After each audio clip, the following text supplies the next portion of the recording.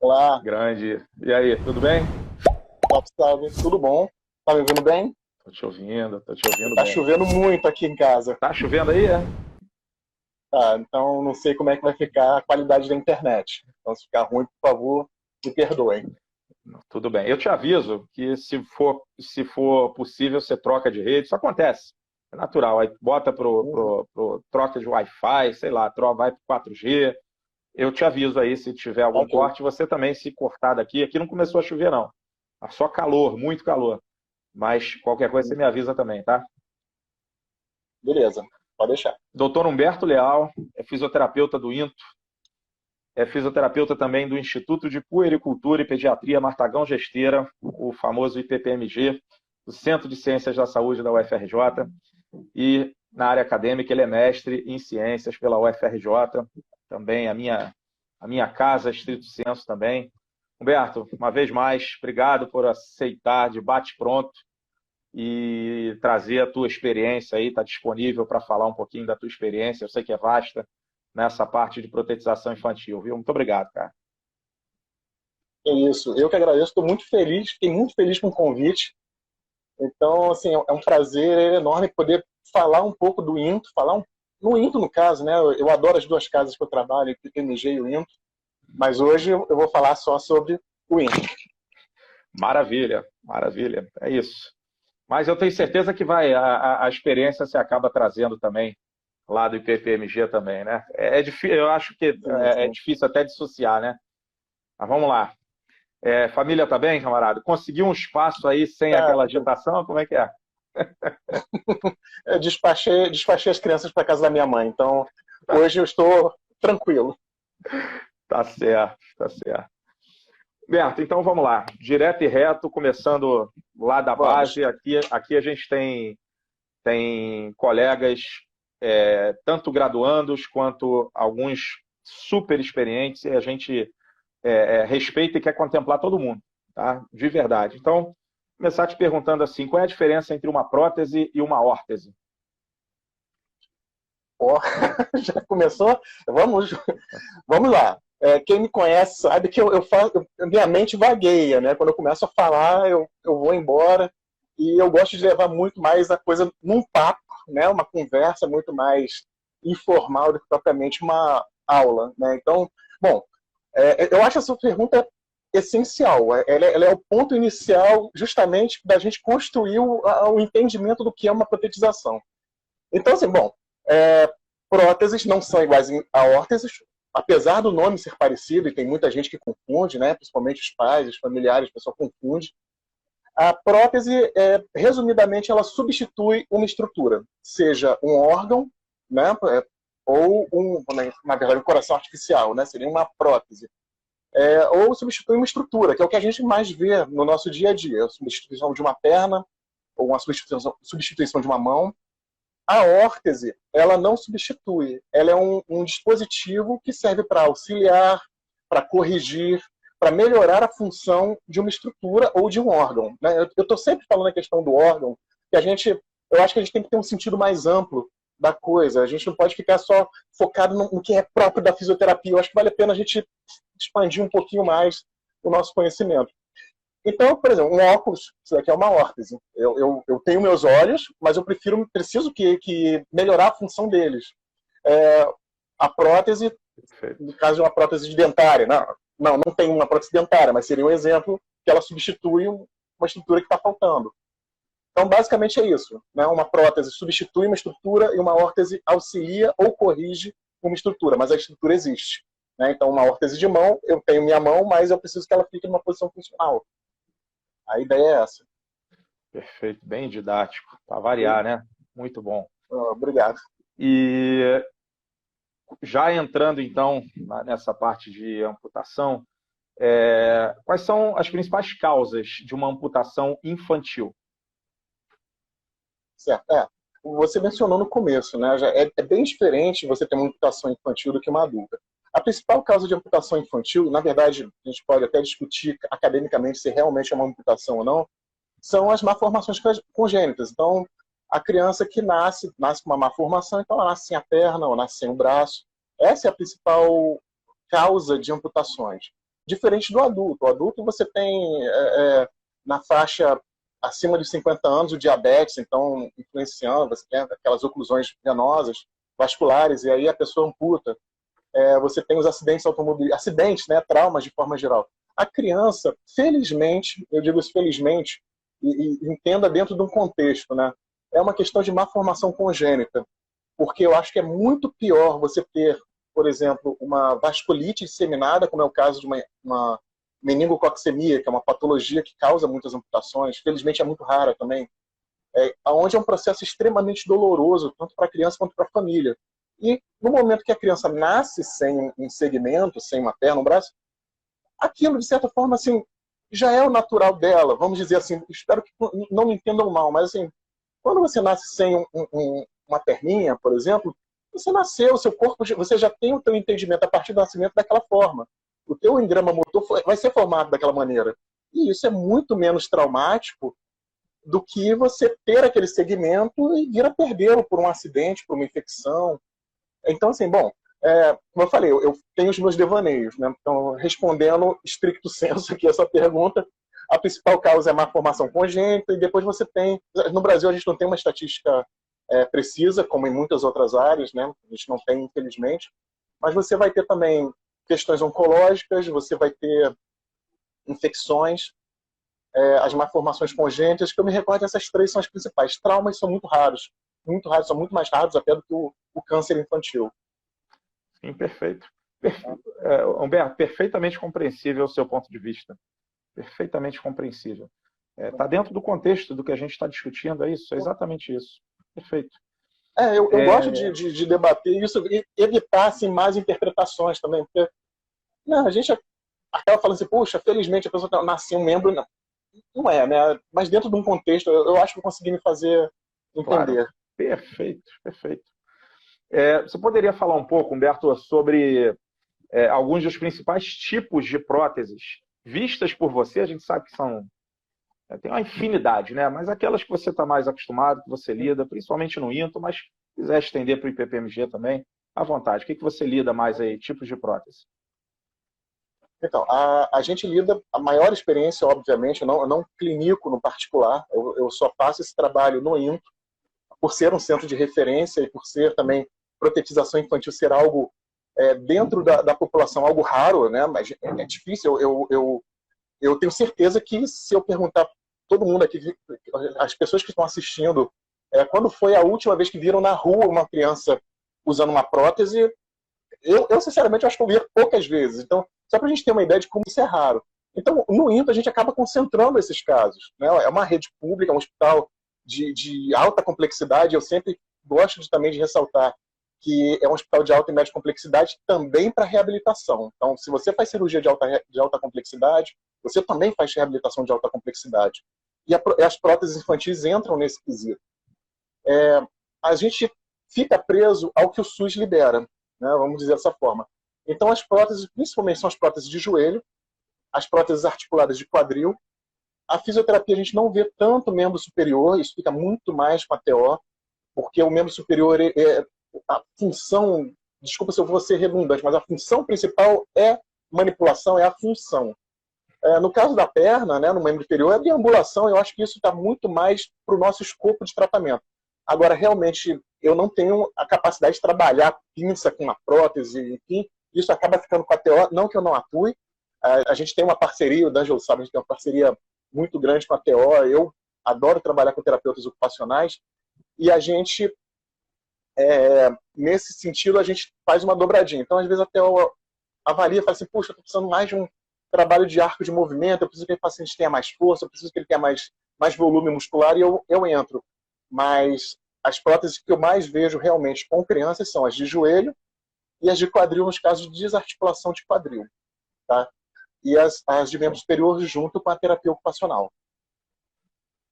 Perfeito. Para uma prótese, desarticulação de quadril é algo importante aí para o tratamento, né? Realmente. Sim. Sim. Num sentido amplo. No INTO a gente tem... Diga, perdão. Desculpa interromper, só para... o INTO ele tem uma parceria com o INCA. Né? Então, assim, essas desarticulações de quadril que a gente recebe em crianças, que, obviamente, assim, é uma questão, é uma coisa devastadora, né? Você desarticular o quadril.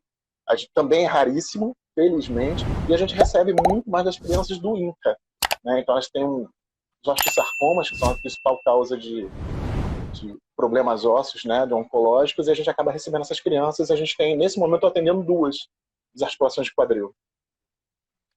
Perfeito. Humberto, num sentido mais amplo, o que para você significa, o que envolve protetizar? Essa pergunta também é muito boa, muito boa. Eu vou ter que pensar um pouquinho mais, eu vou elaborando conforme eu for falando. Protetizar, a gente poderia dar aquela explicação, né, lacradora, é devolver função, é devolver a vida, ou algo assim. Mas eu penso em protetização muito mais em uma construção. A gente é uma construção do esquema corporal. Eu acho que a gente pode dizer dessa forma. Porque é importante destacar que nem todo paciente amputado ele é apto para protetização. Tá? Então, vou pegar um exemplo extremo. Tá? Vamos pegar um idoso de 70 anos, demenciado, diabético e que amputou uma perna. Gente, é uma tarefa impossível, praticamente impossível você treinar essa pessoa para que ela deambule com segurança. Então, é um paciente que, dentro de todas as suas limitações, ele é muito mais funcional para ele que ele seja cadeirante. Tá? Então, dito isso, no momento que a gente vai trabalhar, o que é a protetização? Isso linka com a questão do esquema corporal. A gente vai reeducar o esquema corporal do nosso paciente para que ele faça uso de um dispositivo externo ao seu corpo da forma mais funcional possível.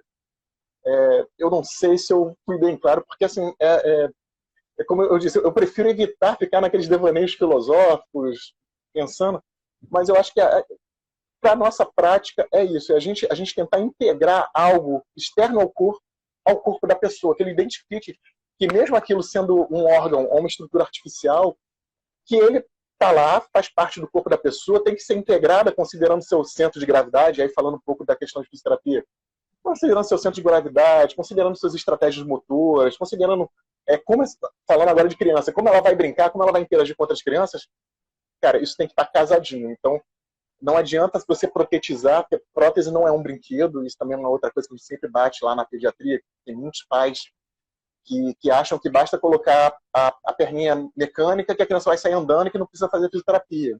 E eu falo para eles, olha, até para andar de bicicleta você precisa ter um tempo para ensinar, né? Então com a prótese não é diferente, você não coloca uma prótese e sai andando. Você coloca uma prótese, você treina. Tem criança que até sai andando. Tem criança que sai andando e realmente não precisa muito de fisioterapia. Agora vai ter outras que a gente já atendeu casos assim, que a criança volta cheia de desvios posturais, a criança volta com estratégias motoras de controle da prótese péssimas, e aquilo já entranhou, já fez parte dela, já está no engrama motor dela. Então, para a gente reeducar isso, nossa, é um parto. Então, eu disse que eu faço devaneios, né? Eu saio viajando aqui. Então, assim, não sei se eu respondi, não sei se eu respondi o que bem, mas a ideia é essa. É bom esse toque, eu diria que filosófico, sem, como você falou, sem uma definição de livro. Aqui a gente pode fazer isso, Humberto. Aqui é para isso mesmo, né? Não é só o teu ponto de vista, eu diria, né? Mas é para dar uma amplitude maior, realmente. Perfeito. Perfeitamente compreensível. Uhum. E que diferenças você enxerga? Quais são as principais diferenças entre protetizar uma criança e protetizar um adulto? Bom, a princípio, eu tenho que dizer que eu não tenho experiência em protetizar adulto. Assim, mas eu acompanho, eu fiz parte do Campu, né, que é o Centro de Amputados do INTA, das reuniões, então, assim, eu participei, eu sei como é que é. Um beijo, Mônica. A Mônica Giannini que participa. Então eu sei quais são um pouco dessas dificuldades, embora eu não tenha vivenciado e não tenha atendido. Mas eu posso te dizer que criança, o grande diferencial é que a gente vai trabalhar sempre com o lúdico, né? Principalmente quando você tem aquelas crianças na faixa de pré-escolar e escolar. Quando começa a chegar nos 12, 13 anos, né, os pré-adolescentes, a gente já consegue mudar um pouco mais essa abordagem, mas a abordagem principal é por meio de brincadeiras. Eu tenho que criar brincadeiras, eu tenho que criar atividades, eu tenho que ser divertido de alguma forma para essas crianças, eu tenho que cativar essas crianças. Eu acho que também esse é um outro ponto, D'Angelo, outro ponto muito importante, viu? Claro que o adulto a gente tem que cativar também, mas a criança, se a gente não fizer esse papel de ser amigo, de passar confiança, de criar um vínculo lúdico com a criança, ela vai vir, ela pode até vir porque os pais vão trazer, vem arrastada, mas ela não desenvolve no tratamento. É muito mais difícil que aquele tratamento arrastado. Então eu diria que talvez a forma que o fisioterapeuta faz o vínculo com a criança, já que seria a grande diferença da gente trabalhar entre adulto e criança. A criança tem uma outra coisa interessante, muito interessante. As crianças pequenas, elas não estão interessadas em próteses. Eu acho que isso também é uma coisa legal da gente falar, porque quando você chega a criança, a gente começa a protetizar, pensar em protetizar ela, os articulados de joelho, principalmente, que a gente precisa ter um controle biomecânico da prótese. A gente começa a trabalhar isso por volta dos 5 anos de idade, que é quando ele tem já uma maturidade, ele já consegue obedecer algumas ordens, ele já tem um pouco mais de equilíbrio. Mas essa criança com 5 anos, ela ainda brinca muito no chão. E ela vamos pegar um exemplo de uma criança sem uma perna só. Essa criança se arrastando no chão, rolando, ela é muito mais ágil do que ela com a prótese. Então, assim, óbvio que quando ele for brincar com o irmão, quando ele for brincar com os coleguinhas, vai largar a prótese de lado e vai brincar. Então, por isso que a gente precisa montar essa coisa da criança entender que existe a prótese, convencer os pais de que ela não precisa usar a prótese 24 horas por dia, 7 dias por semana, ela pode tirar para brincar, e que o principal nessa faixa de 5, 6, 7 anos, talvez até um pouquinho menos, né, dependendo do tipo de prótese que a gente vai trabalhar com a criança, seja a gente manter a ideia da criança: olha, você tem uma perninha extra aí, que você pode colocar para brincar, ela existe, e de vez em quando você vai colocar para ir no parquinho, talvez você coloque para ir visitar a vovó, você vai colocar para sair na rua, mas em casa pode ficar sem. Então, é interessante isso, né? A criança, o adulto tem essa fixação, né? Eu tenho que esconder porque eu não tenho perna, ou eu não vou andar de cadeira de rodas na rua, eu preciso colocar prótese. A função da criança é brincar. Então, enquanto a prótese for um empecilho para ela brincar, talvez ela não queira usar o tempo inteiro. E isso é ok. Não tem problema nenhum, a gente tem que estar ciente disso. Perfeito. Perfeito. Você inclusive, são uns insights muito loucos, né? É uma coisa muito maluca, né? Quando a gente... É muito legal, Humberto. Você falou aí da Mônica, né? A Mônica é sensacional. Eu falo sempre isso para ela. Obrigado, inclusive, Mônica, por estar aqui presente também conosco, assistindo aí. A Lúcia também participou, né, por muitos anos da composição da equipe. Né? Sensacional também. A Mônica hoje está à frente lá, né, na fisioterapia, do adulto em especial. Uma pessoa sensacional. Sou suspeito para falar, já falei um monte de vezes para ela, ela morre de vergonha. Vocês trabalham muito bem em equipe, é incrível, incrível. Inclusive, falando de outras áreas também. Né? E aí, bom, por que eu estou colocando isso? Né? Porque você sabe que eu estou lá por perto, né? Por muitos e muitos anos. Eu estive do lado, no mínimo do lado da Mônica, trabalhando ali do lado, desde o velho Into, inclusive. Era um pouquinho mais distante de onde você especificamente ficava, né? Um ambulatório pediátrico, né? Que tem todo um contexto, um ambiente distinto. Bom, onde é que eu quero chegar? Eu já te disse isso um monte de vezes, Humberto. Sempre que eu vejo o atendimento da pediatria, eu percebo, é nítido, é claro para mim, que o que eu faço é muito fácil. É muito fácil. É muito fácil. Lidar com adulto, adolescente, vamos lá, é completamente diferente de você lidar com uma criança. Tá? Principalmente com uma criança bem pequena, inclusive. Né? Eu tiro o meu chapéu, já falei isso para vocês várias vezes, tiro o meu chapéu para você, para a Mônica, para todo mundo que trabalha com pediatria em especial, realmente... Roberta também, não esqueçamos da Roberta. Roberta também. Realmente, eu tiro o meu chapéu, viu? Eu tiro o meu chapéu. Aproveitando disso, eu estou falando de desafio, na verdade. Né? Então, Para você, quais são... Sei que você já sinalizou aí a questão do cativar, né? Você falou da criança começar a obedecer com 5 anos. Eu não sei se é toda, não, hein? Para você, quais são os maiores desafios em se trabalhar com crianças que precisam de prótese? Entendi. Bom, você já respondeu. O primeiro é cativar. Manter o foco. O D'Angelo, uma vez ele entrou, há pouco tempo atrás, entrou lá no ambulatório, eu estava atendendo, ele foi falar algo, e eu estava atendendo um menino que ele era hiperativo. Então, se eu estava conseguindo manter o garoto focado na atividade... Gente, os 3 segundos que eu parei para levantar o olho, para olhar pro D'Angelo, o menino começou a rodar em volta de mim. Começou a correr. Eu falei, caramba, meu Deus. Então, essa é a questão, cara. Assim, precisa manter o foco. Então, o foco é brincadeira. E, cara, assim, a gente tem que... O fisioterapeuta que trabalha com criança, grande desafio. Tem que ter uma paciência de chinês aposentado. Porque, cara, tem criança que vai te testar até o limite. Até o limite da honra, sabe? Assim, tua dignidade, você pega ela no final do dia e joga no lixo. Porque eles vão te estressar ao máximo. Você tem que ter muito jogo de cintura. Então, assim, tem que ter um feeling muito rápido para criar brincadeiras, porque se a criança não quiser brincar de pé, ela vai ter que brincar deitada e a gente vai ter que tirar da manga assim, uma brincadeira terapêutica para trabalhar com ela. Eu acho que eu não posso falar pelas outras pessoas. Não, acho que eu posso falar, porque afinal de contas eu já passo preceptoria há muitos anos, tanto no Instituto de Pediatria quanto no INTO. E eu acho que a mesma dificuldade que eu tive é a dificuldade que eu vejo as pessoas que chegam para fazer o treinamento com a gente ter, que é você ter truques na manga. Então, quanto mais você trabalha com crianças, mais o teu raciocínio fica rápido para criar brincadeiras, para desenvolver atividades, para cativar a criança. Então, às vezes, uma bola, você pode trabalhar arremesso, você pode trabalhar chute, são coisas óbvias. Você pode trabalhar tronco superior, você pode trabalhar controle de cabeça com a mesma bola, com o mesmo brinquedo. Talvez aquela criança não queira a bola. Cara, é difícil falar. Eu acho que eu vou dar um exemplo. Às vezes eu me pego criando brincadeiras com as crianças, que eu falo assim, meu Deus, isso só pode ter sido, cara, uma intervenção divina, porque eu nunca pensei nisso. Tem um menino que eu ainda estou atendendo, ele é amputado bilateral por uma formação congênita.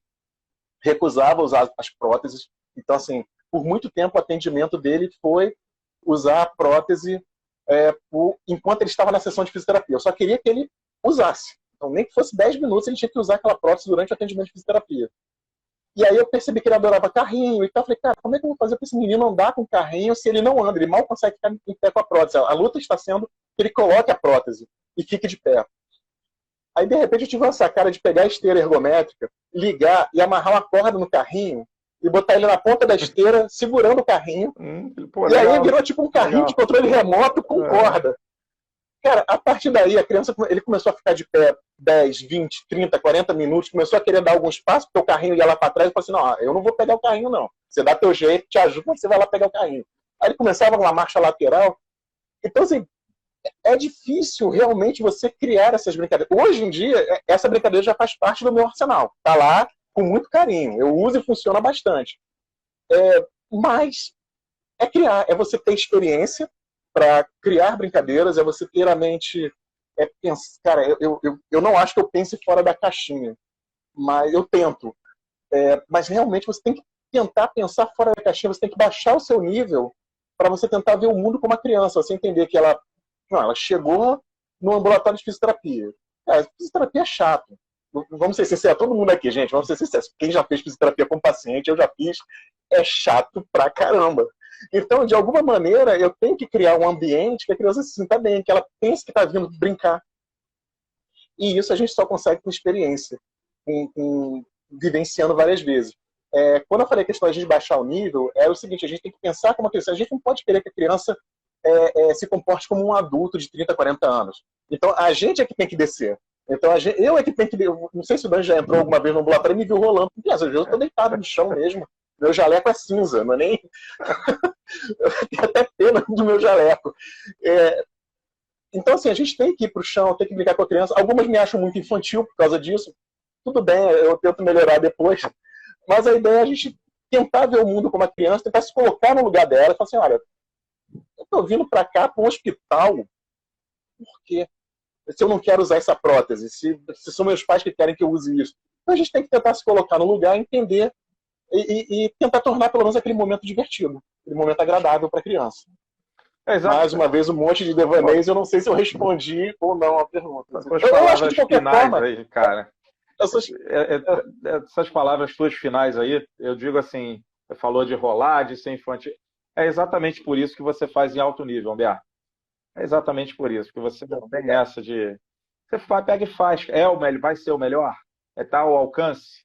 Você pega e faz. É exatamente por isso que você faz o que faz, cara. É exatamente por isso. E, ó,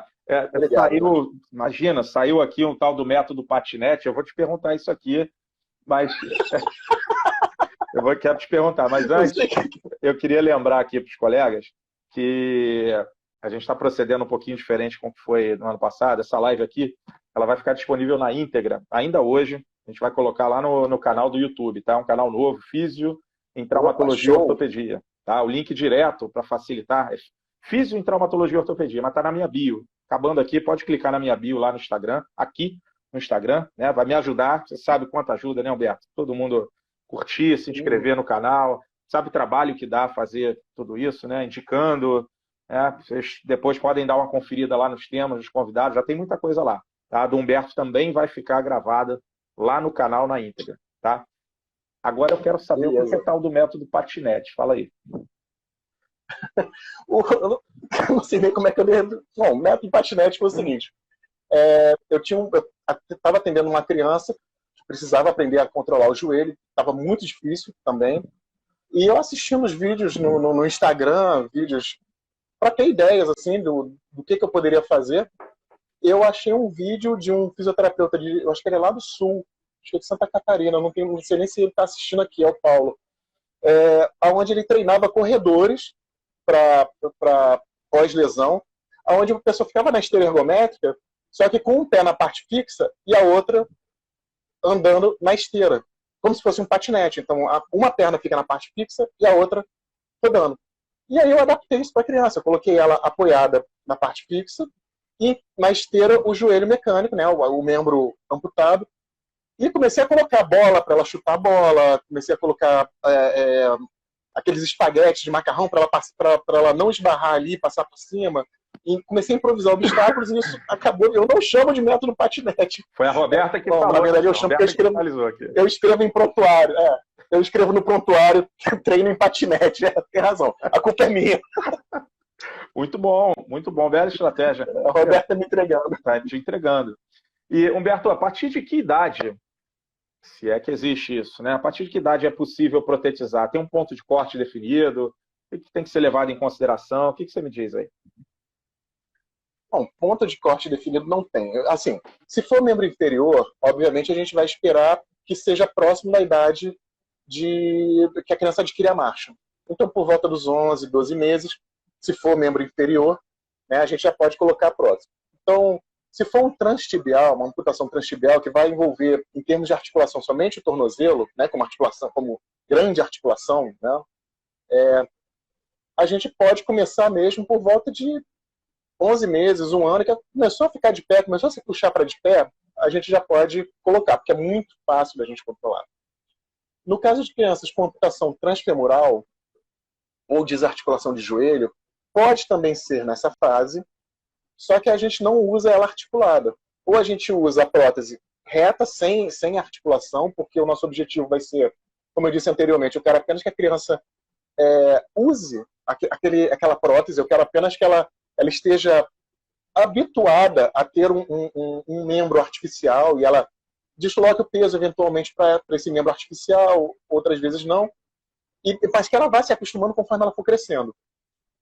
Então, assim, às vezes a gente coloca próteses com joelho artificial também por conta do contrato do INTO, que às vezes ele libera somente a prótese, então a gente pede para o pessoal da ortopedia, né, para o protesista, para ele travar a articulação do joelho e ele vai destravar mais tarde, né, conforme essa criança for adquirindo controle melhor. Só que a gente trabalha com ponto de corte da idade de 5 anos. Tá? Esse ponto de corte, ele veio da nossa experiência.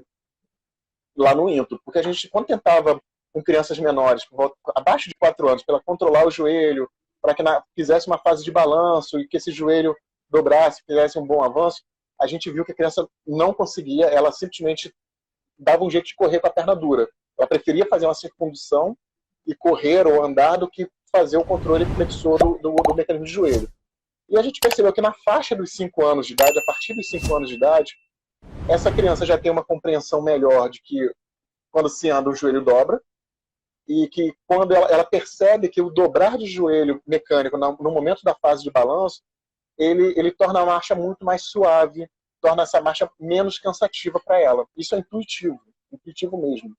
Prótese cansa, tá? Então, é só uma lembrança, também uma outra coisa que a gente fala com os pais. Prótese, andar com uma prótese é muito mais cansativo do que a gente que não tem uma prótese para andar. Então a gente trabalha por volta dos 5 anos, que é uma experiência nossa. A gente vê que nessa faixa a criança já compreende e já entende que é importante. Lembrando também que assim, não é assim, tem 5 anos e ela vai usar. Ela não vai usar, em alguns momentos vai travar a perna, vai fazer circundução, vai aquecer os vícios, vai correr saltitando. Mas, gente, quem trabalha em pediatria tem que ter uma coisa muito clara. A gente está trabalhando com um organismo em desenvolvimento. E é um organismo que ele está se desenvolvendo não só fisicamente, né? A criança, conforme ela vai crescendo, ela muda a proporção do corpo. A criança está amadurecendo psicologicamente, cognitivamente, metabólica. O metabolismo muda. Então, assim, é um organismo que está mudando. Essa criança aceitou a prótese, ela não precisa ter uma marcha perfeita. A gente trabalha para que tenha o mais perfeito possível. Mas eu apenas quero que essa criança não se recuse a usar a prótese. Eu quero que essa criança não tenha vícios posturais. Para que quando ela chegar lá nos seus 14, 15 anos, e isso é um trabalho muito maluco da fisioterapia pediátrica, a gente projeta o nosso paciente 10 anos no futuro, o tempo inteiro. A gente está pensando, cara, como é que essa criança vai estar daqui a 5 anos? Como é que eu quero que esse menino, quais são os riscos que essa criança tem postural, qual é o risco da função muscular, qual é o risco dela ter uma sobrecarga articular numa parte do corpo que não deveria estar sendo sobrecarregada por causa de um vício postural, por causa de um uso inadequado de uma prótese. A gente tem que projetar o tempo inteiro isso no futuro, para que quando essa criança chega nos seus 15, 16 anos, que é quando termina o seu crescimento ósseo, né, 90% do seu crescimento ósseo já se encerra, essa criança esteja apta para não precisar mais de fisioterapia. Olha, beleza, fez o que tinha que fazer e vida que segue. Tá? Cara, eu nem lembro agora qual foi a pergunta. Não, perfeito. Eu estou com um problema sério. Você está contextualizando a questão da idade que é possível protetizar. Porque eu tenho certeza, Humberto, a resposta não é assim, há 5 anos, próxima pergunta. Não. Você se fez entender mesmo. Você falou. Eu estou gostando muito, assim, das perguntas. A gente está dando para tá dando para abordar muita coisa realmente do que é o nosso dia a dia. Eu gosto sempre de trazer a coisa para a prática, né? Trazer a nossa vivência para a prática. Às vezes o livro ou o artigo científico ele não reflete uma criança que chega chorando, né? É lindo quando a gente pega um artigo e fala assim, olha, você vai colocar o paciente de pé e vai trabalhar a abdução. Na prática, você tem que fazer... Você tem que ser palhaço, você tem que brincar, você tem que fazer um monte de coisa caótica para a criança. Humberto, é exatamente essa arte, eu diria, da prática baseada em evidências. Tá? Porque muitas vezes as pessoas sabem, por exemplo, hierarquias de evidência científica, elas sabem formular uma pergunta, elas sabem fazer busca em base de dados, montar estratégias de busca, até analisar criticamente um artigo, vamos chegar nisso. Mas para por aí muitas vezes. E está incompleto, absolutamente incompleto. Se você não souber utilizar da melhor forma aquela informação, agregando aquilo com o contexto, e esse contexto inclui os recursos que você tem físicos no seu ambiente, os recursos que você tem como profissional que lê essa experiência, agregando isso à necessidade do paciente, necessidades, valores, experiências, não funciona. A arte, eu acho que é a virada de chave, que eu procuro sinalizar, inclusive em cursos que eu dou, eu procuro ficar muito em cima desse ponto. É exatamente aprender a usar a informação, sabe, Humberto? É a melhor forma de usar. Uhum. A gente achar que realmente o paciente, ou aquele grupo, aquela média de paciente que veio no ensaio clínico randomizado ou na revisão sistemática, achar que aquilo dali é um reflexo do paciente que está na nossa frente, isso é uma grande ilusão. Você tem que ter realmente ferramentas e experiência, informações suficientes, né? Tem que estar treinado para poder ter esse alinhamento, alinhar o que está ali no artigo científico com a prática clínica. Isso é perfeito, você tocou na ferida. Sim. Perfeito, perfeito. Lá, quando a gente recebe o pessoal do aperfeiçoamento, aliás, quem quiser, por favor, aperfeiçoamento em pediatria existe no INTO. Às vezes o pessoal fala assim, puxa, mas tem pediatria lá? Tem sim. As inscrições, inclusive, vão abrir agora, as inscrições, né? Agora em fevereiro. Eu sempre falo ao pessoal do aperfeiçoamento o seguinte, cara, para você ser um fisioterapeuta competente, e aí, cara, independente de você trabalhar na pediatria ou não, você tem que ter três quesitos, né? Então, assim, você tem que dominar o conhecimento, né? E aí, isso é meio que óbvio. Você tem que ter habilidades psicomotoras. Então, se você vai trabalhar com terapia manual, trabalhar com pediatria também, né? Porque a gente usa muitos manuseios de Bobat, a gente usa PNF, a gente tem que pegar a criança no local certo, do jeito certo, com a pressão certa, dar o estímulo da maneira correta. Então, isso é uma habilidade psicomotora, né? E a gente tem que ter a habilidade social. Então, são 3 pilares para a gente trabalhar, e eu acho que isso não é só na pediatria, não. Se você quer ser competente, você tem que saber lidar com o seu paciente como pessoa, né, como ser humano, e aí entra aquela questão de você cativar, de você passar segurança. Você tem que ter a habilidade psicomotora e você tem que ter o conhecimento técnico. Então, dessas 3 formas, cara, aí é só você ganhar experiência. 10 mil horas de trabalho, você fica top. Receita de bolo. As famosas 10 mil horas. Espera a abertura do meu... As 10 mil horas, tá isso certo, mesmo. Tá certo. 10K. Não é 10K de dinheiro. Ó. Se alguém prometer um curso que vai te ensinar a ganhar 10 mil reais e manter sua agenda cheia em 30 dias, é mentira. Estão te enganando. É verdade. É verdade. Cara, eu fico injuriado com isso, cara, de verdade. Tem de tudo aí, cara. Tem de tudo.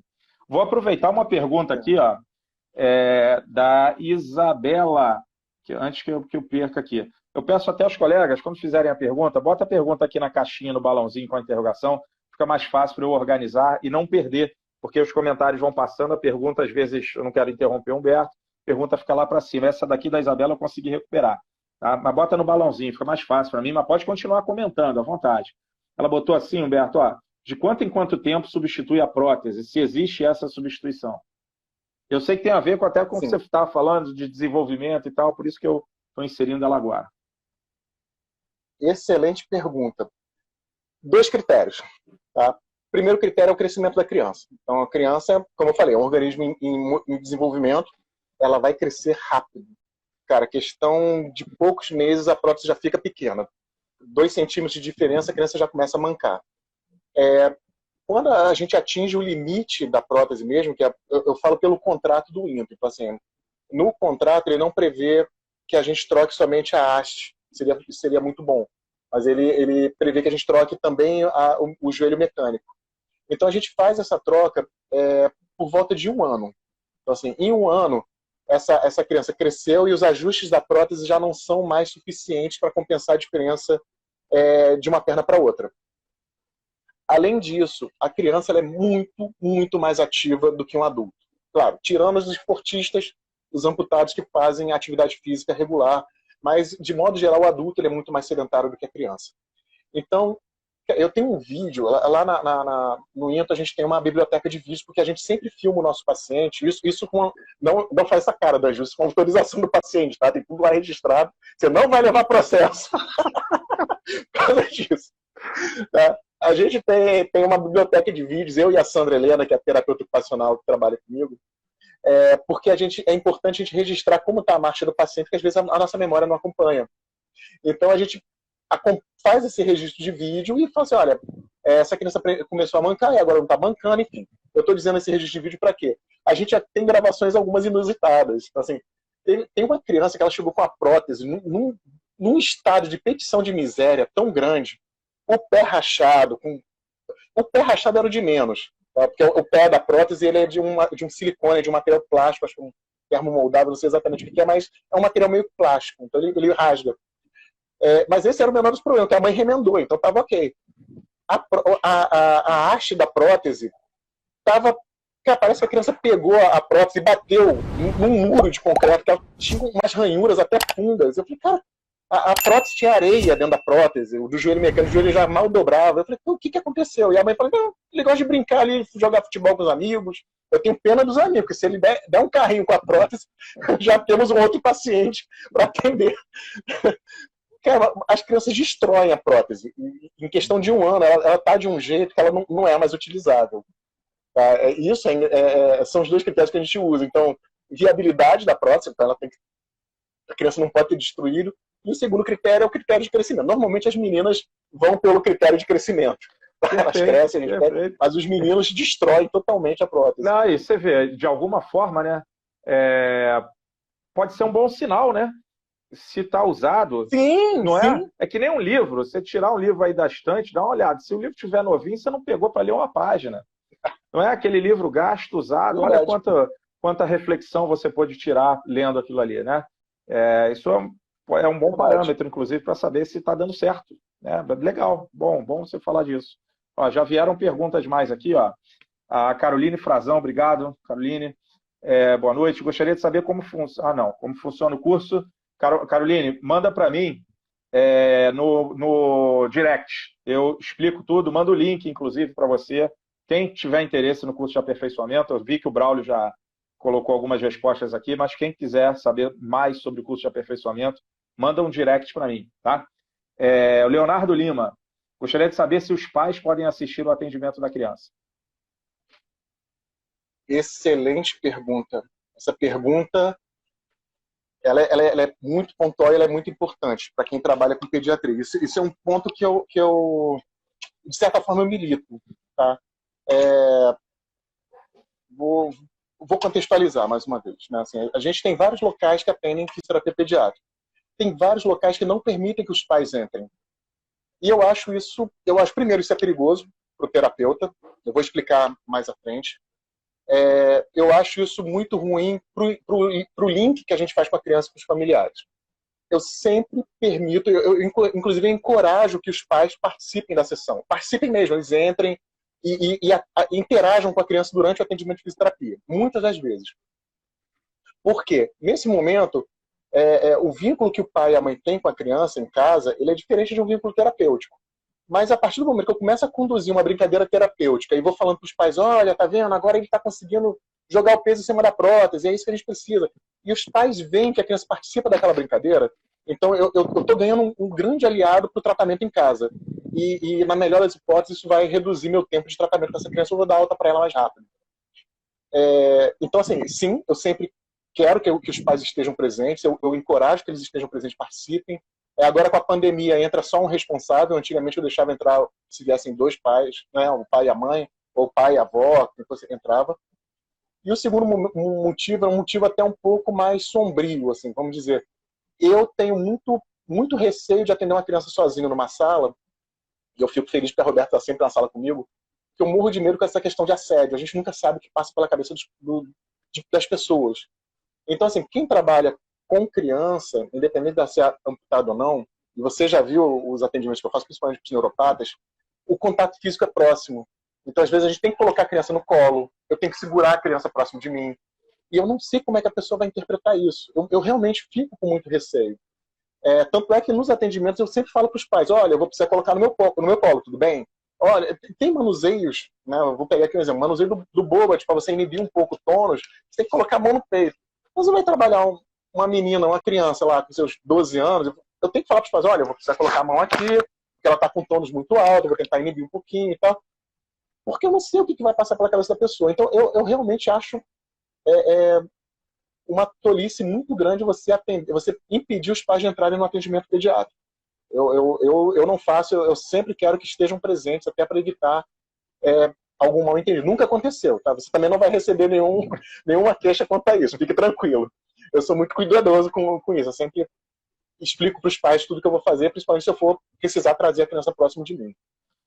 Tá? Perfeito. E a gente... Mas excelente pergunta. Sim, excelente. Perfeito. Mas vale o cuidado, sim, Humberto. Vale esse cuidado. Apesar da gente te conhecer, saber da tua conduta, importante. Olha, a Maria Alice, obrigado, Maria Alice, pela pergunta. Eu acho que mais adiante eu até faria uma pergunta próxima dessa aqui, mas vamos lá, vamos agora. Tem a ver com o que você está falando também, Humberto. Ela bota aqui qual é o maior desafio com relação à família da criança protetizada. Ansiedade. O maior desafio é a ansiedade.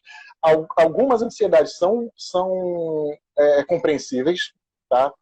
Quando, por exemplo, lá no INTA a gente trabalha com contrato de prótese. Então, às vezes, o contrato demora muito. Então, a prótese fica pequena e a família fica ansiosa para receber a prótese. Ok. Mas existem familiares, e a internet facilita muito isso, que começam a fazer vaquinhas virtuais, começam a tentar adquirir por meios próprios a prótese por ansiedade. Muito embora o nosso discurso como profissionais da pediatria do grupo de amputados ele seja um discurso muito unificado. Eu, a Roberta, a Sandra Helena, que é TO, a psicóloga, a Rita, assistente social, a nossa equipe, a gente tem sempre o mesmo discurso, que é o seguinte: você vai gastar uma grana preta nessa prótese, próteses não são baratas, e em um ano você vai ter que jogar fora, porque ela não vai ser mais utilizada, você vai ter que fazer uma nova vaquinha e tudo mais. Então, assim, a questão do desafio do familiar, não é nem o familiar participar, não é nem o familiar trazer a criança, isso eles trazem, isso eu nunca tive problema nenhum, ninguém negando atendimento para a criança ou sabotando o atendimento da criança, muito pelo contrário, normalmente a assiduidade ela é bastante regular. Claro, o pessoal falta se chover, enfim, mas aí são motivos externos.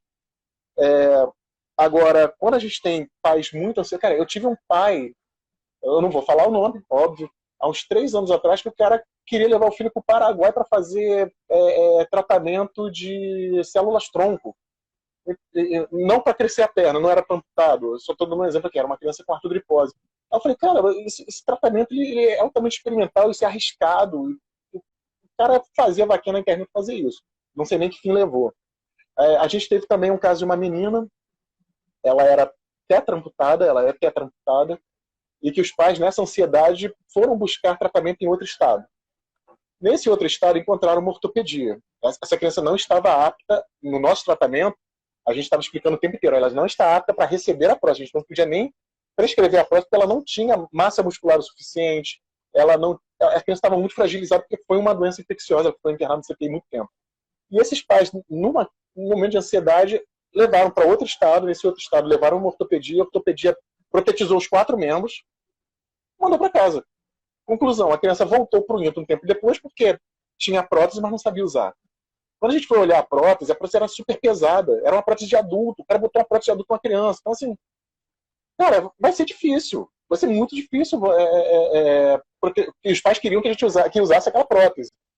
Enfim, a gente tem a questão de... E aí eu coloco tudo isso no mesmo pacote, né? A ansiedade dos pais em querer que a criança melhore. E eu sou pai, eu compreendo perfeitamente isso. Você tem uma ansiedade, você quer ver seu filho ou sua filha da melhor maneira possível. Mas tem que entender que isso é um processo. Não é... Até uma bicicleta, como eu falei no começo do vídeo, até uma bicicleta você treina para aprender a andar. Não é colocar uma prótese e magicamente você vai sair andando, vai usar ela. Tá, então... Quem foi que perguntou foi... Maria Alice. Eu esqueci. Maria Alice. Então, Maria Alice, eu acho que eu colocaria nesse quesito. A maior dificuldade é a ansiedade dos pais e algumas vezes a facilidade financeira de conseguir a prótese fora do hospital. Perfeito. É isso mesmo. Você acha que colocar a prótese é só colocar e andar. É verdade, é verdade. E vou te fazer uma pergunta em 2, na verdade. O que tanto responsáveis, então, pais... Eu tenho medo dessas perguntas.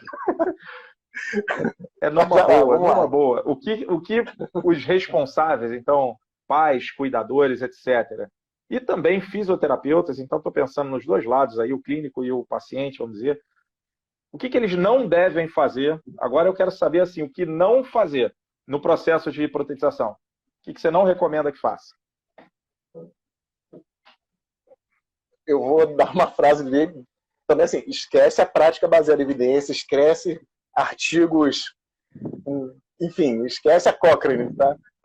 Não deixa com os avós. Cara, e não escuta o cunhado. Cara, sempre tem um cunhado para falar besteira, é impressionante. Cara, os avós, você pega a criança vai lá, e você fala para os pais, olha, todo dia, durante 10 minutos, você tem que colocar ele de pé, você vai levar ele... Cria um... A gente tenta inserir o treino da prótese, naquela criança que é resistente ao uso, a gente tenta inserir isso dentro do contexto familiar, dentro do seu contexto, da sua dinâmica familiar do dia a dia. Então ele fala assim, todo dia você vai até o portão, dá tchau pro papai que vai trabalhar, então nesse momento você coloca a prótese, você vai andando até o portão, dá tchau, volta andando e acabou. Então assim, às vezes é isso que a gente faz para a criança começar a se adaptar à prótese. E aí, claro que a avó fala assim, tadinho dele, precisa mesmo botar a prótese, vem com a vovó vai levar você no colo, pronto. Cara, aí eu faço de novo, ó. Babou tudo, teu tratamento, todas as orientações vão pro ralo, sabe? E também sempre tem um cunhado que chega e fala assim, não, bota no andador, o andador que é bom. Então, putz, grilo, de todas as coisas erradas que o cara podia fazer, o cara escolhe assim, a pior, né? É impressionante. Olha... Então, assim, tem de tudo, cara, tem um pouco de tudo. Mas eu, de uma maneira, brincando, né, eu falei das avós, mas talvez seja assim, você fazer a família entender que essa criança é deficiente sim, né? E ela tem que lidar com isso. A partir de agora é a vida dela. Ela não tem uma perna, vai receber apelidos no colégio? Vai receber. Inclusive, eu sou um que faço bullying com criança. A Roberta já viu atendendo, os adolescentes. Cara, eu entendo o seguinte, a gente está preparando esse indivíduo para a vida. Né? Eu não quero só que ele ande, eu quero que ele ande, que ele vá para o colégio, que ele vá no shopping, que ele interaja com outros colegas. E passa por isso também receber bullying.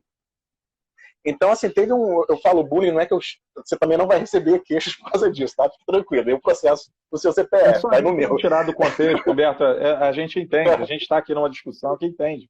Sim. Então, assim, eu já tive um adolescente que o garoto entrou em depressão, não depressão clínica, né? Mas o garoto ficou triste, porque ele chegou num colégio novo e disseram que ele era aleijado. Aí, eu nem sei se a Roberta estava nesse dia, eu olhei pro garoto e falei, mas você é o quê? Aí ele parou e ficou olhando assim para mim e falou, cara, você não tem uma perna. Isso é definição de aleijado. Se você não consegue aguentar um baque desse, eu faço exercício legal da psicologia também. Não sei se eu deveria estar sendo gravado. Mas isso tudo eu falo com a Bianca, que é a nossa psicóloga que trabalha, eu falo isso, mas assim, cara, eu falo assim, e não é por maldade, tá?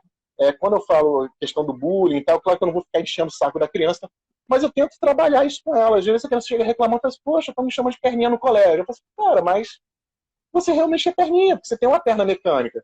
Isso não é ruim, imagina se você não tivesse. Se você tivesse que andar de cadeira de rodas e se arrastando no chão, seria muito pior, não seria? E aí a gente tenta, claro, aí nesse momento eu aciono a psicologia, porque às vezes esse é o gatilho para algo que pode ser muito pior, para algo que pode acontecer como esse adolescente. Cara, como é que a criança passa a infância, a adolescência, quando ele chega com 16 anos, troca de colégio, ele, agora estão me chamando de aleijado, eu não aguento isso. Mas, cara, e também assim, só para entender esse contexto, tá?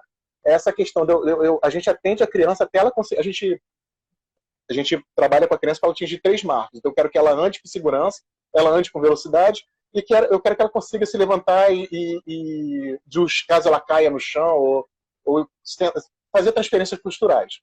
Então, eu quero que essa criança atinja esses marcos e eu dou a alta para ela. Só que a alta da pediatria nunca é uma alta definitiva, porque a criança está crescendo. Então, de 6 em 6 meses, ela volta para o meu consultório para eu reavaliar se ela está com algum desvio postural, se a próstata está do tamanho certo, se ela está fazendo alguma estratégia motora inadequada, eu vou acompanhando. Esse foi um caso. O garoto chegou, ele era amputado desde cedo, super protegido. Quando chegou em 16 anos, ele pirou quando chamaram ele pela primeira vez de amputado, de aleijado. É horrível, é muito feio, não deveria ser falado. Mas eu acho que, cara, o que fica subentendido é que essa criança ela não lidou, não está sabendo lidar com esse baque. E esse vai ser apenas o primeiro. Tá? Quando a gente projeta a criança no futuro, e aí é um devaneio meu também, cara, a gente tem que ter essa preocupação, principalmente com a adolescência. Porque a adolescência é a fase da vida onde a gente é mais bonito, é a fase da vida onde a gente é mais forte, a gente é mais ágil, é onde a gente sai mais. Então, essa criança, a gente já começa a preparar ela para quando chegar na adolescência, ela perceber que ela, bom, eu não vou ser dessa maneira, eu vou ser diferente de todos os meus colegas da mesma idade. E, ok, a gente sempre trabalha isso, né? Hoje em dia ficou muito mais fácil com a questão de internet, você tem acessibilidade, você tem essa questão de valorização de empoderamento mesmo da pessoa com deficiência, das minorias de forma geral, eu acho isso importantíssimo como sociedade, que a gente entenda a pessoa diferente, que não é porque uma pessoa não tem uma perna, extrapolando para outros exemplos, não é porque a pessoa é negra ou asiática ou enfim, a diferença que seja, não é de outro estado, que tem um sotaque engraçado, não é isso que vai diferenciar a pessoa tem que ser tratada igual de todas as maneiras. Hoje está muito mais fácil, eu acho que alguns anos atrás isso era muito mais agressivo, isso era muito menos acessível, então as pessoas davam porrada mesmo nos deficientes físicos, então agora já existe um respeito muito maior, mas é algo que a gente precisa trabalhar, porque no ambiente escolar as crianças são selvagens, adolescentes são selvagens, e eles são cruéis também. Então eu acho que parte do nosso trabalho como fisioterapeuta também é passar por aí. Sim, achei importante você sinalizar aí a questão de acionar a psicologia. Isso realmente pode ser um gatilho, isso é importante. Daí a importância do trabalho multi, inter, transdisciplinar, o que é que seja, mas que as áreas estejam integradas. E isso é uma realidade, Humberto. Por mais, a gente sabe que a linha é muito tênue aí do que vamos dizer, do que a gente deve e do que não deve falar, né? Isso também varia de muitas formas, muitas variáveis, né? O contexto, a própria pessoa, né? A abordagem para cada pessoa é diferente, né? E cai, inclusive, Não são... eu ia dizer o seguinte, a questão eu não vejo nem que tem que tratar com igualdade, eu vejo que tem que tratar com equidade. É tratar diferente quem é diferente. Isso é fundamental. Isso, para mim, é respeitar. Isso é respeito. Eu acho isso importante. Assim, a gente faz esses relatos, parece que a gente é bidimensional, né? Então, assim, eu fiz bullying com a criança. Na verdade, isso tudo é uma questão contextual, tridimensional. Vou dar um exemplo que eu gosto de dar esses exemplos, de trazer a prática e falar das coisas que a gente vivencia, porque isso no futuro pode servir de exemplo para outras pessoas e até como elas solucionarem problemas. Tem um menino que a gente atendeu no hospital, ele é um exemplo para a gente, é o nosso case de sucesso máximo, provavelmente você conhece, não vou falar nomes, obviamente. Mas é um garoto que a gente começou a atender com 8 anos de idade, que teve uma infecção, ficou tetramputado, braços e pernas, ele manteve cotovelo e joelhos, então isso facilitou muito o nosso processo de reabilitação. Hoje ele está com 24 anos, cursando Direito, está prestes a se formar na Universidade Rural.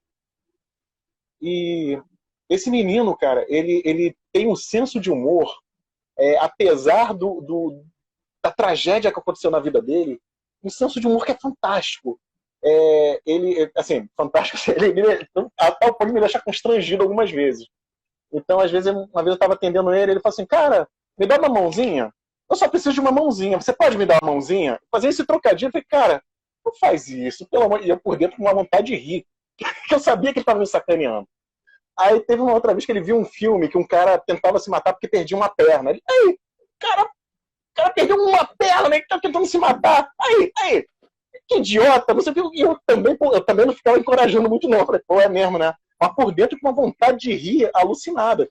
E era o tempo inteiro, ele usava, aí depois a psicologia falou, cara, esse menino ele é tão maduro, isso ele tinha uma idade de 13 anos, por aí. Esse menino é tão maduro que ele está transformando a tragédia dele, e isso não é deboche, ele está transformando a tragédia dele em humor. E o humor, ele é uma construção madura. Você só faz humor com aquilo que você compreende. Você não faz... Tipo assim, para eu fazer qualquer humorista, quando ele faz um stand-up, ele tem que entender da plateia, ele tem que entender do contexto, ele tem que entender o que está acontecendo, ele tem que entender do timing. Então, cara, isso é uma resposta muito elaborada. Então, a psicóloga falou isso para mim. Cara, fica tranquilo, porque se ele está fazendo isso, ele está se entendendo. É uma resposta madura. E tem disso, assim, a gente tem muitos causos e causos na pediatria e é um aprendizado de vida. E eu aprendi muito com esse menino. Que eu ia dizer. E eu fico muito feliz. É isso que eu ia dizer, Humberto. Desculpa. São pessoas iluminadas, tá? Abençoadas, que nos ensinam. Tá? Essas pessoas realmente precisam existir e nos ensinar, porque às vezes a gente é muito ingrato, nós somos muito ingratos, todos os dias. Essas pessoas são abençoadas. De fato. D'Angelo, ainda dá tempo, eu não sei nem como é que tá o tempo. Eu queria contar um caso também desse menino que muito interessante. Não vou te deixar embora, não. Não vou te deixar embora, não. Tem mais pergunta para você, não vai... Não, pode à vontade. Cara, esse menino, como eu falei, ele foi o nosso caso de sucesso. Tudo que a gente poderia fazer com esse menino, do aspecto social, psicológico, fisioterapêutico, a gente conseguiu. Então, cara, foi o processo de reabilitação desse menino, eu acho que foi, eu ouso dizer que foi um dos poucos da minha vida que eu realmente digo assim, esse menino foi reabilitado, completamente. E em determinado momento, esse menino ele ficou internado no hospital, ele perdeu aulas, não foi na pandemia, isso tem muito tempo atrás, e ele ficou com muito medo de voltar para o colégio. E aí o que a equipe fez? Todos nós nos reunimos e entramos em contato com a diretora, fomos no colégio. E a gente foi no colégio já começar a ver a acessibilidade, porque ele ia chegar de cadeira de roda, ainda não estava apto a usar as próteses. A gente foi ver banheiro, a gente foi ver realmente pegar o livro, a cartilha, abrir e falar assim, o que eu preciso adaptar no colégio para essa criança. E, inclusive, o colégio foi super receptivo, mudaram a sala de aula dele, colocaram no térreo, foi o máximo. E aí, em determinado momento, a gente foi fazer uma palestra para os colegas, os professores pediram assim, olha, a gente passou um vídeo lá de Paralimpíadas para o pessoal entender que, olha, tá vendo, né? É aquela questão de você sensibilizar as crianças de que, né, ele vai chegar e ele está com medo, ele estava com medo porque, afinal de contas, no ano anterior ele brincava, ele corria, agora ele vai voltar numa cadeira de rodas, ele estava com muito medo de ir para o colégio, e a gente foi trabalhar essa recepção. E as crianças surpreendem, né, cara? Isso foi também uma coisa uma história de vida muito legal. Porque a gente começou a falar assim, olha, o fulaninho ele tá morrendo de medo. E se algum coleguinha, que a gente começou a trabalhar assim, se algum coleguinha fazer piadinha, alguma coisa, o que é para fazer? É para falar para a tia, é para falar para a professora, é para avisar, é para chamar atenção, para esse menino não fazer mais. E era colégio público, tá? Coelho Neto. Aí a gente falou, em determinado momento, a gente passou essa mensagem várias vezes, algumas vezes, e aí em determinado momento a gente falou assim, e aí, pessoal, se alguém fizer alguma brincadeira de mau gosto, se alguém começar a perturbar o fulaninho, o que é para fazer? Cara, aquele monte de crianças, a gente enfia porrada! Os moleque bruto pra caramba! A melhor resposta de todas. Pronto, esse menino não vai sofrer bullying no colégio nunca. Tá tranquilo. Olha, agora tá assim, Cara, a gente convenceu tantas crianças que elas iam começar uma batalha campal lá. Nossa, a batalha, isso é. Ó, sendo mais estrito senso mesmo, pegando a parte avaliativa, o que você olha, o que você avalia nesse processo de protetização em relação ao coto? O que você olha no coto? Assim? Certo. Se for uma criança que nasceu com uma formação congênita, a gente vai tentar avaliar a qualidade, principalmente da articulação. Tá? Então, assim, às vezes a criança nasceu uma amputação transtibial, ela nasceu sem sem o terço distal da tíbia, né, do membro, né, da perna. Às vezes esse joelho ele é mal formado também. Ele é cartilaginoso demais. Porque a amputação, né, quando você fala de má formação congênita, pode ser tudo. Você pode ter as alterações mais variadas possíveis. Então, esse joelho, eu tenho que ver o alinhamento desse joelho, né? Se eu estiver pensando em questão de uma articulação. Eu tenho que ver se numa má formação congênita, se esse joelho ele é estável, se ele não tem nenhum alinhamento anormal, se existe patela, como é que está um raio-x para ver como é que está as estruturas ósseas ali. Eu vou palpar para ver se eu consigo ter uma percepção do tônus muscular, não aquele tônus. Eu quero saber se tem tecido mole ali, esse tecido mole tá ok para a gente conseguir colocar uma prótese. Eu não me preocupo tanto com dor fantasma na criança, embora a criança tenha dor fantasma também, mas a criança com uma formação congênita não tem dor fantasma. Então, na criança com uma formação congênita, eu vejo isso. Quando ela coloca a prótese pela primeira vez, toda vez que ela volta no consultório de fisioterapia, eu reavalio, eu peço para tirar a prótese e observo. Então, eu vou ver pontos de pressão, eu vou olhar se está muito vermelho em alguma região e em outra não está, porque pode ser uma sobrecarga de compressão ali da prótese, que pode ser da própria prótese ou pode ser porque a criança esteja andando com um desvio postural, né? Esteja jogando muito peso, talvez no compartimento medial, ao invés de esteja com valgo ou um varo, né, dinâmico. Isso vai afetar no corpo. E vejo também se há alguma ferida. Tá? Então, feriu, abriu ferida, a gente interrompe o uso da prótese na hora, porque você vai estar num ambiente fechado, com uma ferida aberta, aquela prótese se move, então é uma ferida que vai acabar infeccionando e a gente não quer isso, e isso vai atrapalhar mais ainda o processo de reabilitação. Quando eu recebo a criança em pós-cirúrgico, então ela nasceu, sempre a hipótese mais comum, que é a criança com uma malformação congênita. Ela nasceu com uma malformação que precisou passar por um processo cirúrgico. Eu vou avaliar também a sensibilidade da cicatriz, se essa cicatriz está sensível, né? Então eu vou passar a mão, ver se a criança aceita o toque. Aí também é uma dica da prática. Às vezes a criança não aceita que toque, a criança não aceita, ela não quer nem olhar para o ponto de amputação. E uma coisa que costuma funcionar muito é a gente usar slime. As crianças adoram slime, então a gente pega o slime, começa a trabalhar com a criança, brincar. Em algum momento a gente fala assim, e que tal pisar no slime? Aí ele começa a usar o slime com coto de amputação, e aí ele vai integrando ali. Né? Então a gente tenta conduzir a criança que ela compreenda que aquele coto é parte do corpo dela. Tá? Ela perca o medo de mobilizar.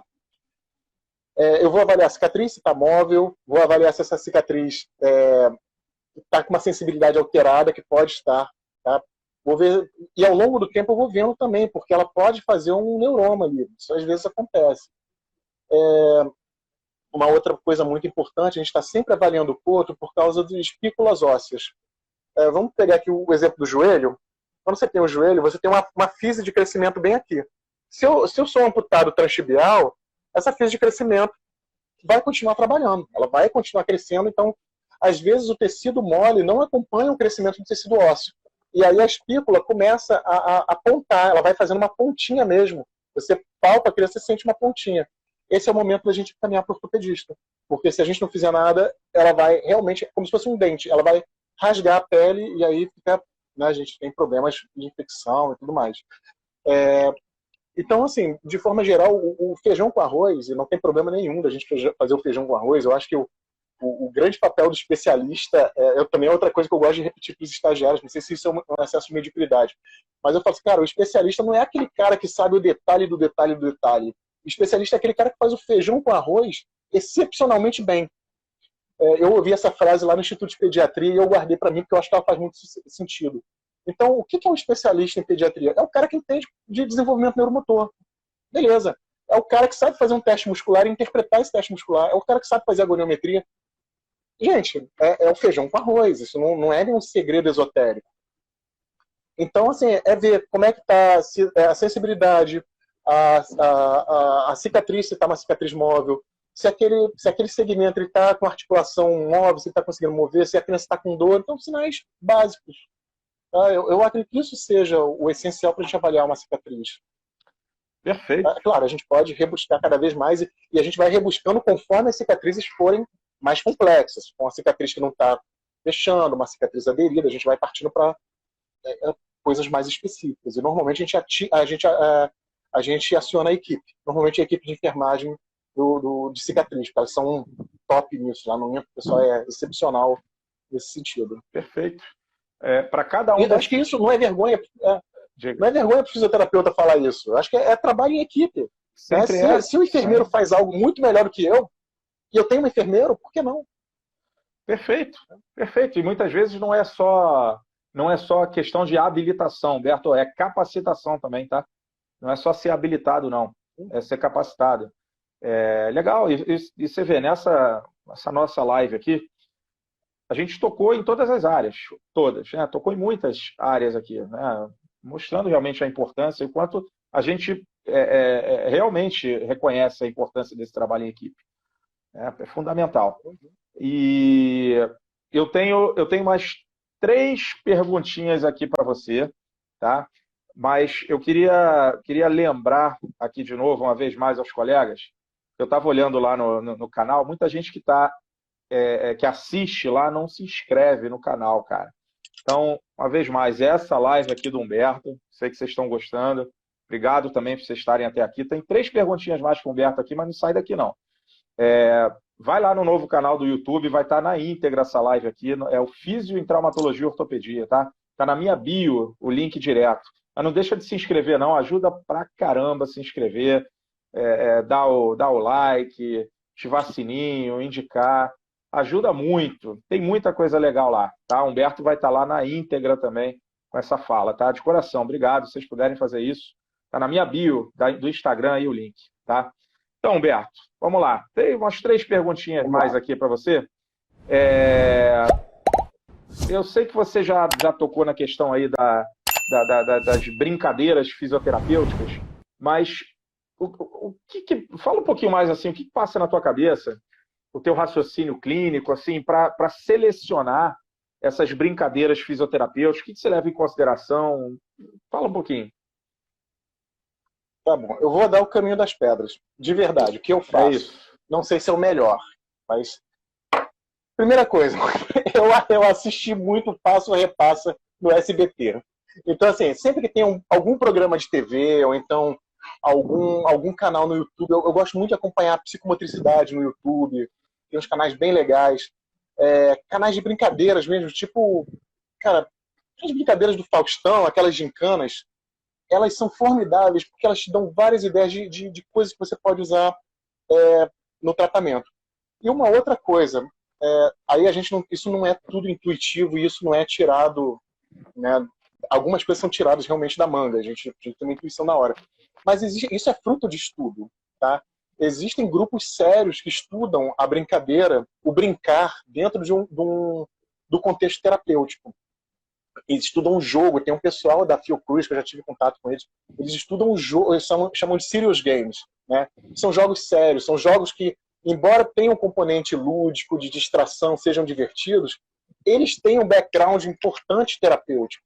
Seja para o ensino, para você aprender algo cognitivo, né? Um exemplo, eles fizeram um jogo de videogame que ensinava as crianças a procurar, a identificar focos de dengue. Foi fantástico, um jogo, nossa, ótimo. Você nem percebe, mas assim, como o objetivo do jogo é você achar, ele não te diz, assim, você aprende sem perceber. Ele não fica te dizendo, olha, você tem que virar o balde de água, você não tem que virar a garrafa, você tem que procurar pneu. Ele não fala isso, você ganha ponto se você acha essas coisas. Em algum momento ele até fala assim, olha, tá vendo, isso aqui não deixa o mosquito crescer. Mas se você não enfim, você entendeu, né? A criança aprende dessa maneira. E nos jogos, que aí a gente chama, quando a gente pensa em jogos físicos, né? Não jogos de tabuleiro, a gente pensa em jogos físicos, como pique-pega, pique-bandeira, pique-alto, todos eles trabalham um desafio. Isso é interessante, se você prestar atenção nas crianças brincando, elas sempre têm uma tarefa, normalmente essa tarefa está ligada a um desafio, e isso é divertido. Então, por exemplo, a criança, o pique alto, então a criança tem que sair correndo e subir num ponto mais alto possível. Então, a pique cor, a criança tem que correr a encontrar um objeto e encostar. Então, assim, você tem essas tarefas. Claro que no ambiente terapêutico, com crianças com deficiência, a gente não consegue trabalhar tanto assim. Mas eu posso trabalhar atividades envolvendo bolas, eu posso pendurar alguma coisa no alto para que a criança... tem uma que é ótima que eu faço com as crianças. Eu preciso trabalhar dupla tarefa. Né? Não é exatamente dupla tarefa, mas quando você começa, eu tenho que trabalhar a automação da marcha. Então, uma das coisas que eu faço é quando a criança começa a andar, ela fica muito travada e olhando para os pés, porque ela tem que estar controlando conforme ela vai andando. Então, uma brincadeira que eu faço é colocar um desenho num pedaço de madeira, que a gente tem esses instrumentos lá na pediatria, e eu vou andando atrás da criança e vou passando como se fosse um cabo de vassoura, eu coloco um desenho de um lado e um desenho do outro. Então, conforme a criança vai andando, eu vou girando e vou perguntando, que desenho que está mostrando? Ela não pode parar de andar, então ela tem que virar a cabeça, continuar andando e dizer qual é o brinquedo. E eu vou colocando isso no alto, no baixo. Então, assim, e vou dando pontos, embora isso não signifique nada. Vou falar assim, cada vez que você errar, você perde um ponto, cada vez que você ganhar um ponto. E no final a gente dá uma pontuação e fala assim, agora amanhã, quando você voltar, você vai ter que fazer melhor, hein? Então, assim, o que eu estou trabalhando? Muito automação legal. De marcha. Como que eu estou trabalhando? De um jeito divertido. Essa pontuação importa? Absolutamente nada. Mas dá o desafio, né? Cara, tem inúmeros exemplos. A gente pode trabalhar com bolas coloridas, ela identificar a cor da bola. Deixa eu ver aqui. Enfim, não está me ocorrendo nenhum específico de amputados. Porque a gente acaba usando muito videogame também. O videogame, nessas horas, é um ótimo... trabalho com circuito também. Sim. Eu ia falar assim. Então, você pode, se você quiser já emendar no videogame, que era a próxima pergunta exatamente. Inclusive, a Molly Botou aqui, ó, fala do Wii, Humberto. Era exatamente a minha pergunta. Se você quiser Beleza. emendar aí com o videogame, como é que usa o videogame no Beleza. processo de protetização? Certo. Ultimamente eu estou usando, daqui a pouco eu falo do videogame. Ultimamente eu estou trabalhando muito com circuitos com as crianças, para trabalhar estabilidade. Então eu crio uma brincadeira, eu estava tentando lembrar isso, não estava conseguindo na hora. Eu crio uma brincadeira onde ela tem que passar por um circuito de obstáculos. Então ela tem que andar numa superfície instável, ela tem que dar um passo mais comprido do que o normal, ela tem que passar com a perna protetizada por cima de um obstáculo, ela tem que subir num tatame, num tatame baixo, ela tem que subir engateando, ou então ela tem que se abaixar no chão e rastejar por um túnel feito com tapete. Tudo isso para treinar essas habilidades de transferências posturais, de passar por um obstáculo, trabalhar equilíbrio. E no final eu coloco alguma coisa que ela tem que pegar, que esse daqui é o troféu, você tem que pegar esse troféu e trazer de volta para sua mãe. Ela faz o percurso de volta. Nesse contexto, cara, a imaginação é o limite. Você vai imaginar da maneira que quiser e na tarefa que você quiser. O videogame, a gente usa o videogame desde acho que 2007 com um recurso fantástico. A gente usa o Nintendo Wii, que já é um videogame tecnologicamente defasado, mas que serve de uma forma inigualável. Até agora eu não encontrei nada melhor do que o Wii para trabalhar com crianças amputadas, em termos de videogame. Porque ele tem uma plataforma chamada Balance Board, uma plataforma de força. Então a criança fica parada em cima dessa plataforma e a plataforma dá o tempo inteiro um feedback com relação a se ela está jogando mais peso para uma perna, mais peso para o outro, peso para frente, peso para trás. Então, dentro dos jogos, a gente vai fazendo as adaptações. Tem momentos onde a gente quer que a criança jogue ajoelhada. Então, assim, também a gente começa a brincar com fazer atividades off-label, né? Coisas que não estão previstas inicialmente no videogame. A gente pode colocar a bola boba em cima da plataforma de força e usar a criança para ela trabalhar transferências posturais ainda antes mesmo dela receber a prótese. Então, quando a gente trabalha com videogame, a gente trabalha com o lúdico, a gente tem a opção da gente modificar ele da melhor maneira possível para a criança. A gente tem que respeitar, claro, sempre a modificação. A Molly está falando que já usou o Just Dance na física respiratória. Depois você precisa me dizer como é que foi isso. Então, agora eu não tenho o Just Dance, mas eu sei como é que é o jogo. Qualquer coisa a gente dá um jeito lá de conseguir. Enfim, a gente tem uma liberdade muito grande e até as crianças participam do jogo. Então, até um estudo que eu gostaria de fazer no futuro também seria identificar quais são os jogos que transferem mais peso de tronco superior, qual que mobiliza mais pelve. A gente percebe meio que intuitivamente isso. Então, assim, o Nintendo Wii, por que ele é fantástico? Com essa plataforma de força, ao contrário de outros jogos onde a criança está correndo pela sala, como é o caso do Xbox, que tem um sensor de movimento, o Wii a criança fica mais restrita, ela tem que ficar em cima do balance board. Então isso me permite segurar na pelve, isso me permite cruzar as mãos no joelho e adicionar uma dificuldade na mobilização, na descarga de peso, me permite facilitar ou dificultar o jogo. Eu posso também, uma outra coisa que a gente faz, que eu acredito, dentro da minha vaidade, da minha ignorância, que é inédito. Acredito que seja inédito, eu nunca vi ninguém falar isso. A gente modifica o sensor, porque o sensor ele é calculado pelo peso da criança, né? Então a criança de 20 quilos vai lá e se pesa e ele calcula a força que a criança tem que fazer. Se eu coloco um objeto mais leve, por exemplo, com 20 quilos, isso facilita enormemente na hora. Se for uma criança que tem dificuldade de transferir o peso, o videogame fica muito mais sensível a perceber essas diferenças de peso. Então isso motiva a criança. Aquela criança que talvez não conseguisse jogar peso suficiente para interagir com o jogo, quando eu faço essa estratégia, isso facilita muito. E o contrário também funciona. Eu com o meu peso, me pesar e a criança vai ter que jogar muito mais peso no balance board para ter a resposta no videogame. Na calibração, então, né? Assim, eu mexo na calibração. Eu nunca vi ninguém falando sobre isso. Isso é uma coisa que eu até concluí. Se alguém que estiver vendo souber, por favor, avise. Eu não acho que isso tem que ser segredo. Eu acho que isso tem que ser divulgado o máximo de gente possível. Não é difícil, não é... Se você conhecer um pouco da fisiologia, tiver uma boa noção, um bom foco do que você quer com a criança, cara, você deslancha. O videogame te dá uma ferramenta fantástica para você trabalhar. Perfeito. E a minha última pergunta para você, Humberto, sobre os critérios de alta. Quais seriam os critérios de alta no caso de uma criança protetizada? Sim. De membro inferior, né, eu assim, a gente precisa entender que essa criança não precisa ficar fazendo fisioterapia a vida inteira, né? A ideia é que ela se reabilite e tenha independência. Quais são os critérios que eu uso para a criança? Eu uso 3 critérios, eu já mencionei aqui, né? Então, eu quero que essa criança caminhe com segurança. Então, o que é caminhar com segurança? É que ela tenha isso está implícito, tá? Que ela controle o momento de flexão do joelho durante a fase de balanço, que ela descarregue peso da melhor forma possível, mais igualmente. A gente sabe que nunca é igual, tá? Nunca é igual a descarga de peso de uma perna para outra. Mas eu quero que ela descarregue, que ela confie na prótese para descarregar peso naquela prótese quando ela fica de pé, quando ela estiver andando. Eu não quero que ela tropece no primeiro obstáculo que ela encontra. Eu quero que ela esteja treinada para estar atenta se tem uma pedra no caminho, se tem um meio-fio, se ela consegue subir e descer escada, estratégia para subir e descer escada. Se ela, enfim, eu quero que essa criança, no primeiro momento, ela tenha a segurança de usar a prótese. Alcançado isso, eu quero que essa criança tenha velocidade. Velocidade é um critério muito importante, porque ela vai ter que acompanhar o irmão, ela vai ter que acompanhar os pais quando for para o colégio, e a gente espera que ela vá para o colégio com a prótese. Ela vai ter que acompanhar os coleguinhas da turma em brincadeiras. Ela vai ter que atravessar uma rua. Né? Atravessar uma rua é uma tarefa que requer velocidade.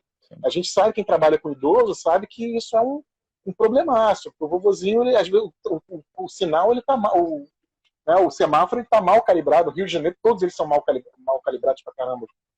Então, essa criança tem que ter uma velocidade, uma cadência de marcha. E eu quero que essa criança seja independente nas trocas posturais. Então, assim, o que é essa independência?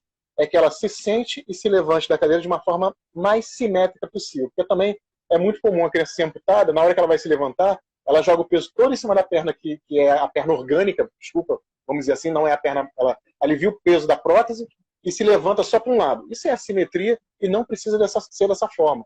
Eu quero trabalhar o máximo assimétrico disso no sentado, que é provavelmente a transferência postural que ela vai mais fazer durante o dia. Mas eu quero também que ela consiga ir para o chão e se levantar com segurança, da melhor maneira possível. Tem criança que é amputada de forma bilateral que a gente precisa adaptar. Tem um menininho que eu brincava dizendo que ele lutava capoeira, que na hora que ele ia, para ele ir para o chão, ele tinha que rodar a perna de um jeito, mas ele era amputado bilateral com o joelho mecânico. Sendo que um joelho era articulado e o outro era travado por causa da má formação dele. Teria que desarticular. Enfim, ele tinha uma má formação complexa. Então ele tinha essa complexidade. Um joelho dobrado e o outro não. Então ele quase que lutava capoeira, mas ele conseguia ir para o chão e se levantava. E o treinamento era realmente lúdico. Né? Eu tinha que botar um tapete, um monte de tapete no chão. Avisar para ele, você vai cair, hein? Se você cair, não tem problema. Eu tinha que demonstrar para ele. A gente tem isso também gravado em vídeo lá na nossa biblioteca de vídeos. Esse treinamento com esse menino, de vez em quando eu passo na aula quando eu dou aula na UFRJ, faço questão de mostrar esse vídeo, que ele é bem legal, mostrando que a gente tem que pensar fora da caixinha.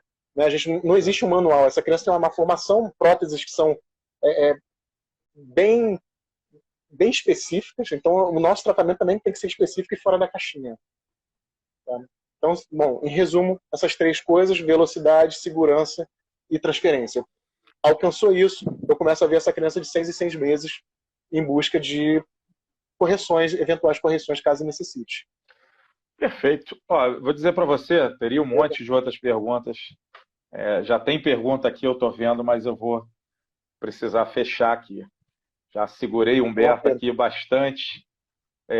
Nossa, adorei esse papo. É um grande monólogo, né? Eu gosto de falar, então falo. Muito bom. Te interrompo, falo de novo. Como eu faço sempre, Humberto, com os convidados, deixa aqui, por favor, 2 dicas de ouro do Dr. Humberto Leal aos profissionais, aos fisioterapeutas, sobre protetização infantil. Tá certo. Gente, dica de ouro. E eu falo isso não só para protetização, para tudo. Técnicas de fisioterapia, vocês aprendem em livros, em cursos. Cursos são ótimos, não tem nada contra curso, né? O curso ele te dá todas as ferramentas para que você não precisa ter 20 anos de experiência para chegar num nível. Então, um curso de uma semana, enfim, um curso eles te condensam o conhecimento e te dão lá. O grande diferencial do fisioterapeuta vai ser essa questão emotiva, né? A gente entender, a gente tentar fazer o vínculo para a criança, invista no vínculo com o paciente, entenda seu paciente, se você está trabalhando com pediatria, de que ele não é um adulto miniatura é um anão, né? Ou quem for nerd é um hobbit do Senhor dos Anéis, mas a criança definitivamente não é um adulto miniatura. Invista nesse relacionamento. Se você tem um vídeo no YouTube do Pat Adams, me veio agora aqui na cabeça, o Pat Adams é uma boa. O verdadeiro Pat Adams, não estou falando do filme do Robin Williams não, tá? O Pat Adams, ele é um médico norte-americano que ele trabalha muito essa questão do lúdico. Ele não fica o tempo todo fazendo palhaçada. Ele tem um contexto, tudo isso que eu falei com vocês aqui é uma fração do que ele faz. Então ele entende contexto, entende família, entende saúde, entende sociedade e entende que a brincadeira, o amor, a cooperação entre as pessoas é o que realmente você faz um vínculo. Eu não vou conseguir fazer uma perna crescer, eu não vou conseguir fazer isso, mas eu vou conseguir fazer essa criança ser um membro da sociedade. Espero que ela seja resolvida com ela mesma, embora, como seres humanos, isso é uma coisa muito difícil, né? Ninguém nunca é resolvido consigo mesmo, mas eu espero que ela seja uma pessoa independente, uma pessoa produtiva na sociedade. E o Pat Adams tem uma palestra dele, uma entrevista no Roda Viva. Isso é fácil de você achar no YouTube. E esse cara, ele é formidável. Então, assim, se você quer trabalhar com criança, ao menos uma vez na vida você tem que assistir essa palestra do Pat Adams. São eu acho que 30 ou 40 minutos, mas valem muito a pena.